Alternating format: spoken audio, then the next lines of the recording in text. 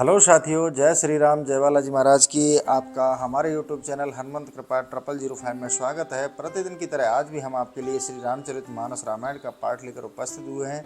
आज हमारा जो सोपान रहेगा वह लवकुश कांड चल रहा है। लवकुश कांड में आज हमारा संवाद रहेगा अश्वमेध यज्ञ का आयोजन। अश्वमेध यज्ञ का आयोजन जिसमें हम आज आपको श्रवण कराएंगे। उससे पहले श्री हनुमान जी महाराज को आसन दे देते हैं और उनका आह्वान कर लेते हैं। यह रहा बालाजी महाराज का आसन हमने दे दिया है। अब मैं उनका आह्वान कर लेता हूँ। हे श्री हनुमान जी महाराज, प्रतिदिन की तरह आज भी आप अपने आसन पर आकर विराजमान हो जाइए। मेरे द्वारा वाचन किए जा रहे श्री रामचरितमानस रामायण के पाठ का आप श्रवण कीजिए। आइए ब्राजिए प्रभु, अब मैं पाठ प्रारंभ करता हूँ। जय श्री राम। साथियों, सेशन में आगे बढ़ने से पहले मैं आपसे निवेदन करना चाहूँगा, अगर आप हमारे चैनल पर नए हैं तो चैनल को अभी सब्सक्राइब कर लें, बेल आइकन को प्रेस कर लें, जिससे हमारे वीडियो का नोटिफिकेशन सबसे पहले आपको प्राप्त हो। तो चलिए साथियों, श्री हरि के चरणों का ध्यान करिए और श्री राम जी के इस पावन चरित्र का आप श्रवण कीजिए। जय श्री राम। पारासर भृगु अंगीकारा, नारद व्यास अगस्त, आए जूथप मुनि सकल, देव समस्त पुलतस्य। पारासर भृगु अंगीकारा, नारद व्यास अगस्त्य मुनि और पुलतस्य ऋषि आए। साथ ही ऋषियों का विशाल समूह और सब देवता भी आए। यज्ञ स्थल अति दीख सुहावा, नाना भांति मुनि निसुख पावा। मिथिलापुर जे दूत सिधाए, देख नगर बासिन सुख पाए। यज्ञ स्थल की शोभा अति विचित्र बनी थी, जिसको देखकर मुनि अति प्रसन्न हुए। जो दूत मिथिलापुरी में गए थे, उनको देखकर मिथिलापुरी के सभी लोग अति सुखी हुए। द्वारपाल तब खबर जनाई, अवध नगर से पाती आई। सुन विदेह सहसा उठे धाये, तन मन पुलक नयन छल जल छाए। तब द्वारपाल ने महाराज जनक को अयोध्यापुरी से दूत आने की सूचना दी। जनक जी सुनते ही एकाएक नेत्रों में आंसू भरे हुए पुलके शरीर से दौड़ पड़े। भयउ भूप मन आनंद जेता, कह न सके सारद अहितेता। शिथिल अंगन द्वार ही आए, देख दूत अतिशय सुख पाए। उस समय राजा जनक को जितना हर्ष हुआ उसको सरस्वती और शेष जी भी नहीं कह सकते। राजा द्वार पर शिथिल अंग आए और दूत को देखकर अति प्रसन्न हुए। कहूँ कुशल रघुपति सब भाई, पाति दे सब कथा सुनाई। हृदय राखे पुण्य नयन निलाई, गद गद कंठ न कछु कही जाई। हे दूत, श्री रामचंद्र जी का और उनके भाइयों का कुशल समाचार कहो। तब पत्र को देखकर दूत ने सब समाचार कहा। राजा ने उस पत्री को हृदय से लगा, आंखों से देखा तो उनका कंठ गदगद हो गया और कुछ कहते न बना। भूप मोदते अवसर, को बरने मति धीर। तुलसी भवन उछाह बढ़, जय जय शब्द गंभीर सियावर। राम जय जय राम, मेरे प्रभु राम जय जय राम। तुलसीदास जी कहते हैं कि उस समय राजा के आनंद का वर्णन कहो कौन मति धीर कर सकता है। राजा जनक के मन में बड़ा आनंद उत्साह छा गया तथा राजमहल में जय जय की ध्वनि होने लगी। बाचत प्रीत न हृदय समाता, चरवर बोल कहे सब बाता। नगर गांव पुर मंगल साजहु, बाजन अमित अपार बजा बहु। पाती को पढ़ते हुए राजा पुलकित तो उठे। अपने बुद्धिमान दूत को बुलाकर संपूर्ण बात कही कि जाओ, संपूर्ण नगर और गांव को सजाकर मंगल गान करने की ओर बाजे बजवाने की आज्ञा दो। सचिव बोले न पाती दीनी, उठ कर जोर बिनह कर लीनी। पढ़े सचिव अति प्रेम आनंदा, सुमिर राम कौशलपुर चंदा। राजा अपने मंत्रियों को बुलाकर प्यारी पत्री दी, सो उठकर विनय पूर्वक उन्होंने ली। मंत्री ने बड़े प्रेम और आनंद के साथ चिट्ठी पढ़कर श्री राम जी का हृदय में स्मरण किया। घर घर खबर व्याप छिन माही, मंगल कलश रचे सब काही। भयो आनंद न जाय बखाना, कीनहु विविधि भांति नृपदाना। क्षण भर में संपूर्ण नगर में एक खुशखबरी फैल गई कि सभी मंगलाचरण करने लगे तथा सुंदर कलश संवारे गए। मिथिलापुरी के उस अकथनीय आनंद का वर्णन नहीं हो सकता। राजा ने अनेक प्रकार के दान दिए। धरे नर देह अमित नभवासी, आए भूप नगर सुख राशि। कहे बचन नृप के हितकारी, चले अवध सब कार्य विसारी। राजा जनक के नगर की खुशहाली देखने के लिए आकाश में से देवता मनुष्य रूप होकर आए और राजा जनक के प्रति कहने लगे कि हे राजन, सब कार्य छोड़कर अयोध्यापुरी चले। कह कह सुर सादर चले, वाहन रचे बनाए। जोरे जुगल कर भूप मणे, स्तुति करत सुहाय सियावर। राम जय जय राम, मेरे प्रभु राम जय जय राम। मंगल भवन अमंगल हारी, द्रवहु सुदशरथ अजिर विहारी। दीन दयाल बिरद संभारी, हरहु नाथ संकट हारी। सिया राम। ऐसा कहकर देवतागण अपनी अपनी सवारियों को सजा अयोध्यापुरी को चले। तब राजाओं में मणि रूप राजा जनक हाथ जोड़ प्रभु की स्तुति करने लगे। पदशु मेरी करुणा कंद, रघुकुल चंद सीता नायकम। श्रीहत अनुज वशिष्ठ पद रज बसहु मम उर लायकम। अभोज नयन विशाल लाल कृपाल दशरथ नंदनम। सतकोटि मार उदार शोभा अनुज बल महिमंडनम। करुणा कंद रघुकुल के सूर्य सीतापति श्री राम जी के चरणों को स्मरण कर जनक जी बोले, हे प्रभु, सीता और गुरु वशिष्ठ सहित भरता आदि छोटे छोटे भाइयों के साथ मेरे हृदय में वास करो। प्रभु के नेत्र नील कमल के समान विशाल हैं, जो दया के सागर पृथ्वी के अलंकार हैं, उनको मैं नमस्कार करता हूँ। पूछे विविध प्रकार नृप, सादर दूत हकारे।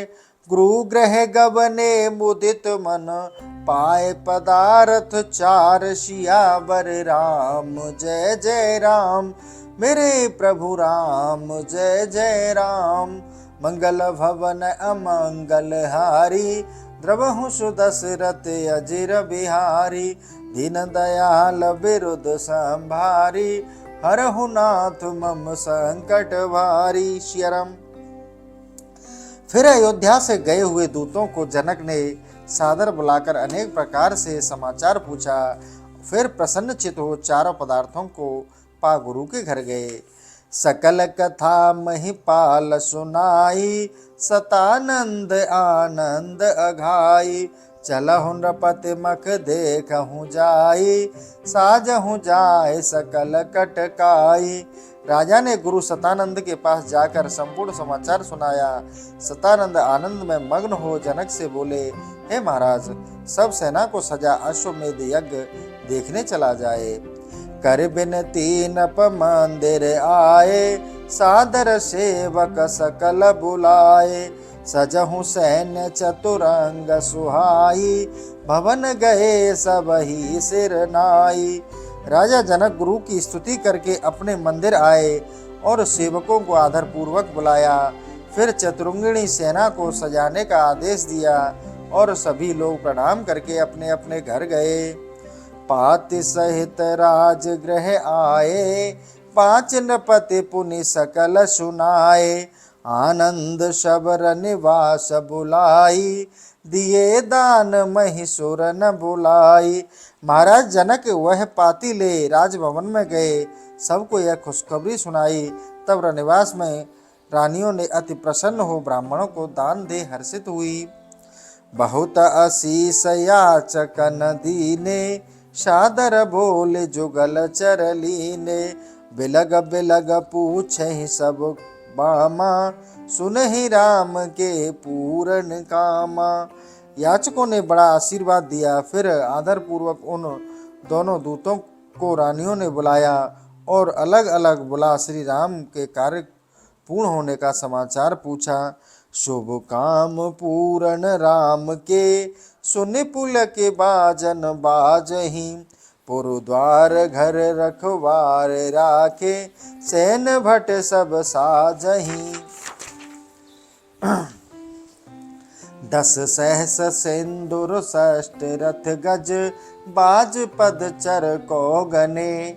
जगमगत जीन जड़ावर मन, देख कब कैसे घने।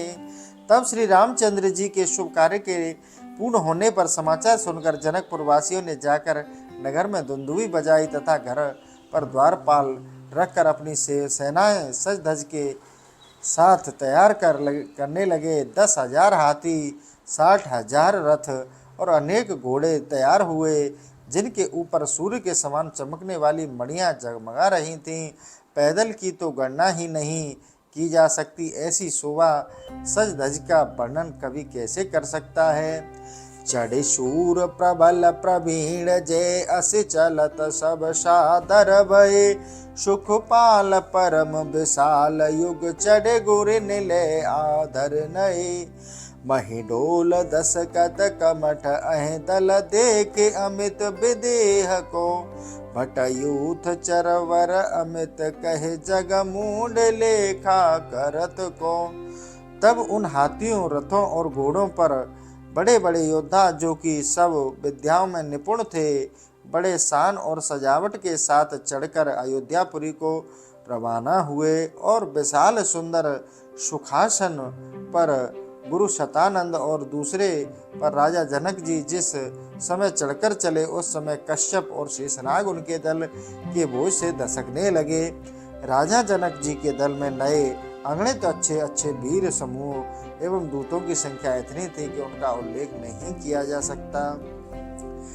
नप आगमन विचार प्रभु सादर आए नैन, मिले परस पर प्रीत अति चले। सुथल थल दैन सियावर राम, जय जय राम मेरे प्रभु राम, जय जय राम। मंगल भवन अमंगल हारी, द्रवहु सुदशरथ अजीर बिहारी। श्रीराम।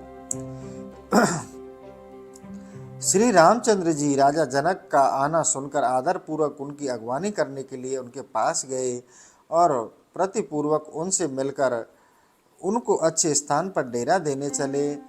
पूर्व बहार सरयू सुच तीरा, बास दीन नप कह रघुबीरा।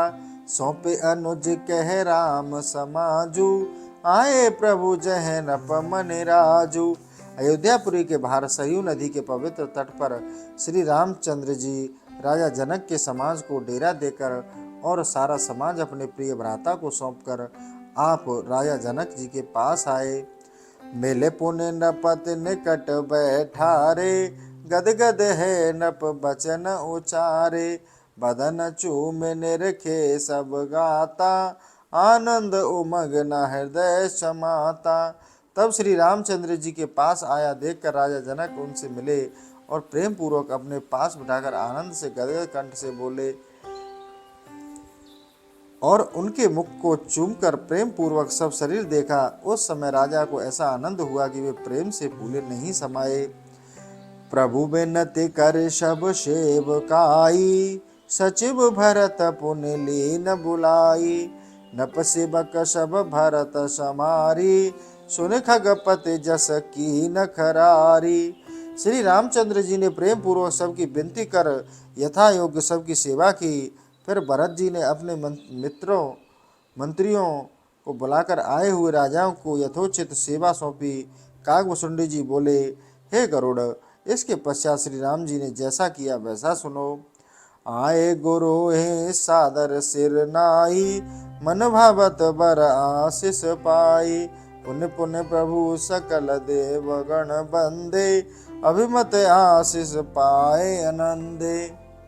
फिर श्री राम जी ने गुरु के पास आकर आदर पूर्वक सिर नवाया और मनवांछित वर तथा आशीर्वाद पाए।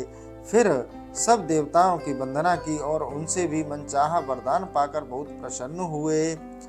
10 सहस्त्र मुनि गण सहित आए प्रभु मखधाम, बोले बचन विनीत गुरु मंत्र सुने मम राम, सियावर राम जय जय राम, मेरे प्रभु राम जय जय राम। फिर 10,000 मुनियों को साथ ले श्री रामचंद्र यज्ञ स्थल पर आए और गुरु से बोले कि मैं यज्ञ करना चाहता हूँ। तब नम्र वचनों से गुरुजी ने कहा, हे राम, पहले मेरी बात सुनो। धर्म सकल जेह वेद बखाने, संत पुराण लोक सब जाने, विनुतिया अनफल होए खरारी, अब चाहे मिथिलेश कुमारी। वेद और पुराणों में जो धर्म कहे गए हैं उनको संत पुराण और सारा संसार जानता है कि बिना स्त्री के यज्ञ पूर्ण नहीं हो सकता, इसलिए अब सीता का यहाँ होना अति आवश्यक है। सुनि मुनि बचन मौन प्रभु, गयों सत्य असत्य न एको एक हूँ, मम पन बिरद जान मुनि राया, रहे सुकृत यह करहूँ जुदाया। गुरु वशिष्ठ की वाणी सुनकर श्री रामचंद्र जी सर्वथा ही मौन हो गए, झूठ सत्य कुछ न कहा। फिर हाथ जोड़कर विनती करते हुए बोले कि हे महाराज, मेरे प्रण और विरध को विचार कर मेरे ऊपर दया कीजिए, जिससे मेरा उद्धार हो। दो गुरु मिले नारद सनकादि, वचन कहे सुने परम अनादि, कनक जटित मन सुंदर बाला, रचसिय रूप सुशील विशाला। श्री रामचंद्र जी की ऐसी प्रार्थना को सुन वशिष्ठ, विश्वामित्र और नारद सनकादि सब लोगों ने मिलकर राम जी से कहा, ए अनादि, हम परम पवित्र वचन कहते हैं, उसे सुनो। तुम एक सीता के समान रूपवती सुशील मणि जटित सोने की मूर्ति बनवाओ। तब मुनियों की आज्ञा पाकर श्री राम जी ने वैसा ही किया। अंग अंग सब भूषण साजे, तास रूप लख रति पद लाजे, सहसा लख न सके नर नारी, सिंह देखें सब अचरज भारी। सीता जी की मूर्ति बनकर उनके अंग प्रत्यंग सुसज्जित कराए गए, जिसका रूप देखकर कामदेव भी लज्जित हो जाते। सभी स्त्री पुरुष उसे एकाएक न पहचान सकते थे। तेह अब सर शोभा अधिक, कौ कपि बरने पार, जगदाधार कृपालु प्रभु, कीने चरित अपार। सियावर राम जय जय राम, मेरे प्रभु राम जय जय राम। उस समय की शोभा अति विचित्र थी कि कोई कभी उसका ठीक ठीक वर्णन नहीं कर सकता। उस समय संसार के आधार कृपालु श्री रामचंद्र जी ने ऐसी अनेक चरित्र किए। मणिन जटित सुंदर मृग छाला, सिय सहित आसीन कृपाला, सर नर मुनि सवई मनहीना, करे प्रणाम अति हरसाही। सुंदर मणियों से जड़ी मृगछाला पर सीता सहित कृपालु श्री रामचंद्र जी विराजमान हैं। उन्हें देखकर देवता मुनि मनुष्य ही मन मन में प्रणाम कर मन में अत्यंत आनंदित होते हैं। भीर अपार लखे गुरु गयानी, सेद्य बुलाए सकल सल सनमानी, कहा जाए आल है जब करहूँ, जस कछु चाहे सो अनसरहूँ।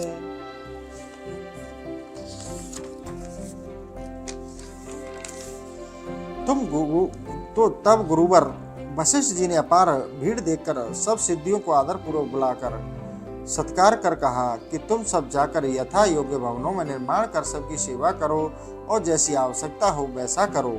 सुने रजाए रघुपति रखो पाई, रचे हूँ कोट ग्रह विधि लजाई, सुर भी सुर तर सुख खाने, सारद शेष न सके बखान। उन सिद्धियों ने मुनियों की आज्ञा पाकर था श्री राम जी का रुख देखकर करोड़ों सुंदर ग्रह बनाए, जिसे देखकर ब्रह्मा जी लज्जित हो गए। वहां पर सुख की राशि कामधेनु कल्प वृक्ष उपस्थित हो गए। वहाँ के वैभव का वर्णन शेष जी और शारदा जी भी नहीं कर सकती हैं। पुरग्रह बाहर गली अटारी, भर सुगंध रच सकल संवारी, रहे तहाँ दिशपाल अनेका, जे परमारथ निपुण विवेका। अयोध्यापुरी के बाहर भीतर गली अटारियों सब सुगंध से भरी अट्टी पड़ी थी और परोपकार में निपुण तथा ज्ञानी अनेक दिक्पाल वहां संरक्षक थे। जे निपुण परम विवेक तिन भरत लख राखे तही, निज भाग्य प्रबल सरारही, निदरहि धनद की पदही। आए तेरे लोक नाग खग, सुर असुर जे विधि निरचे, सनमान सकल स्नेह सादर, राम सन को ना बचे। भरत जी ने परम विवेकी और निपुण देवपालों को वहां रख दिया। वे वहां का आनंदमय उत्सव देखकर कुबेर की संपदा की निंदा करने और अपने भाग्य की सराहना करने लगे। ब्रह्मा जी ने त्रिलोकी में नाग, पक्षी, देवता, राक्षस आदि जितने भी रचे थे वे सभी उस महोत्सव को देखने आए थे और श्री राम जी ने उन सब का आदर सत्कार बड़े प्रेम भाव से किया। ऐसा कोई नहीं छूटा जिसका सत्कार श्री राम जी ने किया न हो। बाण सहस जेह बे प्रवर, जुग सुंदर परम पवीन, जान ही श्रुति कर मत लसक, रहे मक संग अधीन। सियावर राम जय जय राम, मेरे प्रभु राम जय जय राम। तब 5000 परम प्रवीण वेद विधि को जानने वाले ब्राह्मणों के अधीन यज्ञ होने लगा। माघ मास ऋतु शिशिर सुहाई, मख मंडप बैठे रघुराई। तब बोले गुरु बचन सुहाए, आनहु बाज जो बेहद जनाए। शिशिर ऋतु माघ मास शुक्ल पक्ष में श्री राम जी यज्ञ मंडप में आसीन हुए। तब गुरु वशिष्ठ जी ने श्री रामचंद्र जी से कहा, हे श्याम कर्ण, घोड़ा लाओ जिसका विधान वेदों द्वारा यज्ञ में किया गया है। लक्ष्मण सुन गुरु बचन आनंदे, बार बार पद पंकज बंदे। है साला सादर चले आए, विविध विभूषण ते पहराए। गुरु जी की बात सुनकर लक्ष्मण जी बहुत आनंदित हुए और बार बार गुरु के चरणों की ओर वंदना की। फिर प्रसन्नता पूरा है साला में जाकर यज्ञ करने वाला घोड़ा लेकर उसे भांति भांति भूषण सुसज्जित कर गुरु जी के पास ले आए। श्वेत बरन सुंदर श्रुति, कार्य हरि है चितव सव। जीन जराहु न जात बखाना, चढ़े रथ आवत रवि जग जाना। वह सजा हुआ श्वेत और श्याम वर्ण वाला घोड़ा उस समय ऐसा मालूम पड़ता था मानो कामदेव ने अपने हाथों से संवार कर बनाया है। उसकी जड़ाऊ जीन बखानी नहीं जाती, मालूम पड़ता है मानो सूर्य भगवान रथ पर चढ़कर आए हैं।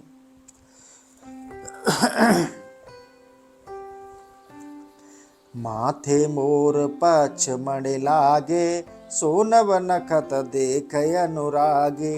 सेवक चारु पाट में डोरी, दामन दमक निकट अति थोरी। उस घोड़े के सिर पर मोर पुक्ष का मुकुट और उसमें लगी हुई मणियां ऐसी जगमगा रही हैं थी मानो स्वच्छ आकाश में तारे जगमगाते हैं। अच्छे अच्छे साज और रेशमी बागडोरें ऐसी चमक रही थी कि जैसे देखकर बिजली की चमक भी मात खा जाती है।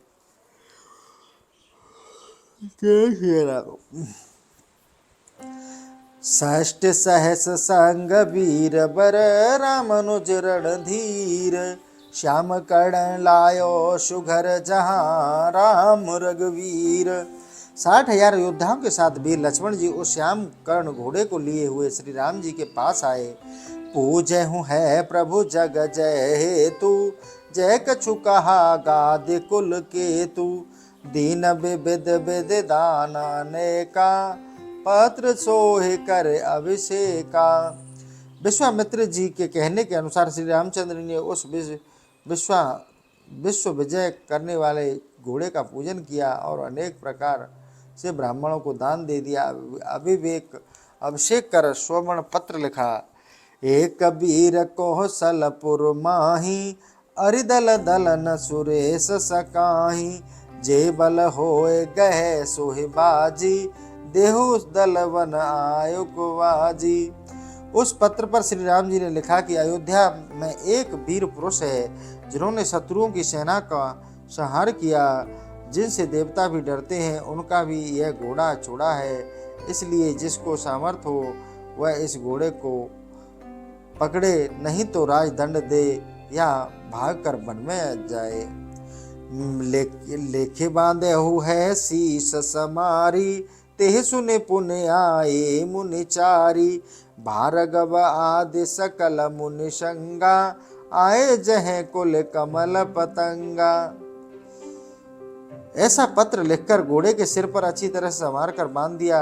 यह सुनकर भार्गव आदि मुनि आए। बहुत से मुनियों को साथ लेकर सूर्य कुल कमल श्री राम जी के पास आए। कथा सकल लवणा सुर केरी, मुनि ने त्रास दीनेहु जन घेरी, सुनिर से बचन नयन छल गाए, बिह से राम निज द्रोण गवाए।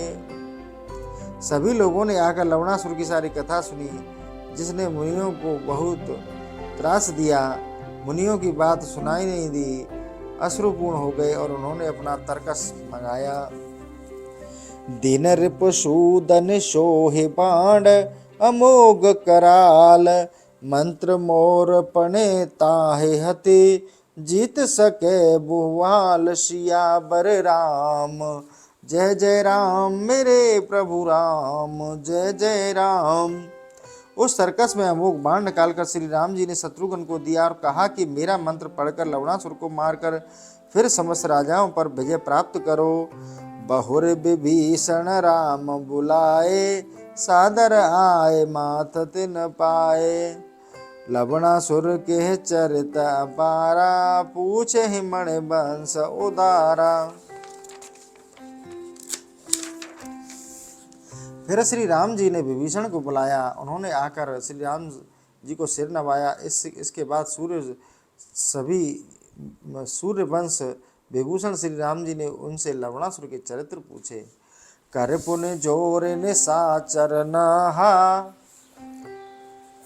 कर सोचर नाहर नाहा, सत्य कहे प्रभु सन अब गाहा, भगन बेमात्र मात सोहि मोरी, केवु निसाते हैं न्याम बिहोरी। श्री राम जी के पूछने पर विभीषण हाथ जोड़कर बोले, हे प्रभु, मैं सत्य कहता हूँ, उसे सुनिए। एक कुंभा निशा नाम की मेरी बहन सौतेली माता से उत्पन्न हुई थी। मधुदानव कह रावण दीना, बहु विनती करते है तब लीना, तने तास लवणासुर भयऊ, शिव सेवा सादर नित कीऊं। उसी मेरी बहन को रावण ने मधु नामक दैत्य को दे दिया। उसने बड़ी विनती के साथ मेरी बहन का पाणी ग्रहण संस्कार किया। उसी मेरी बहन के गर्भ से लवणासुर का जन्म हुआ और उसने महादेव जी की कठिन तपस्या की है। अगमता सुतप शंकर जाना, दीन सूल सून कृपा निधाना, जे कर रहे अशस्त्र मम भारी, 14 भुवन जीत कर डारी। उस दैत्य की अगम और कठिन तपस्या देख महादेव जी बहुत प्रसन्न हुए और उसे एक त्रिशूल दिया और कहा कि जिसके हाथ में मेरा यह शस्त्र रहेगा वह 14 भुवन जीतेगा। तेह बल प्रभु सो नहीं गने, अमर धनुज नर नाग, जीत सकल बस कीनस हट कर पीछे लाग, सियावर राम जय जय राम, मेरे प्रभु राम जय जय राम। हे श्री राम जी, उसी के बल से वह देवता मनुष्य राक्षस किसी को कुछ नहीं जानता है, सबको जीत कर अपने वश में कर लिया और हठपूर्वक सबके पीछे पड़ा हुआ है। तासु चरित सुने प्रभु मुस्काने, रिपुहंत बल दे सन माने, सैन संग चतुरंग बनाई, सालिए सात दो तने सुहाई। उसका चरित्र सुनकर भगवान श्री मन ही मन हंसे और शत्रुघ्न को लेकर भगवान श्री राम सेना सजाकर अपने दोनों आश्रमों पर गए। पूरे हूँ शंख चले दल साजी, अमित अपार दुंदुभी बाजी। पुर बाहर सब आन समारी, तने जुगल लखे परम सुखारी। जब शत्रुघ्न जी शंख बजा और दल बजाकर चले तो अनेकों बाजे बजे तथा दुंदुभी बजने लगी। अयोध्या से बाहर आकर सब सवारियां खड़ी हुई और शत्रुघ्न जी के दोनों पुत्र भी आ गए, जिनको देखकर शत्रुघ्न बहुत खुश हुए। तो चलिए साथियों, आज का सेशन हम यहीं समाप्त करते हैं, फिर कल नए सेशन के साथ उपस्थित होंगे। इसी के साथ आज का सेशन मैं समाप्त करता हूँ। जय श्री राम, जय बालाजी महाराज की।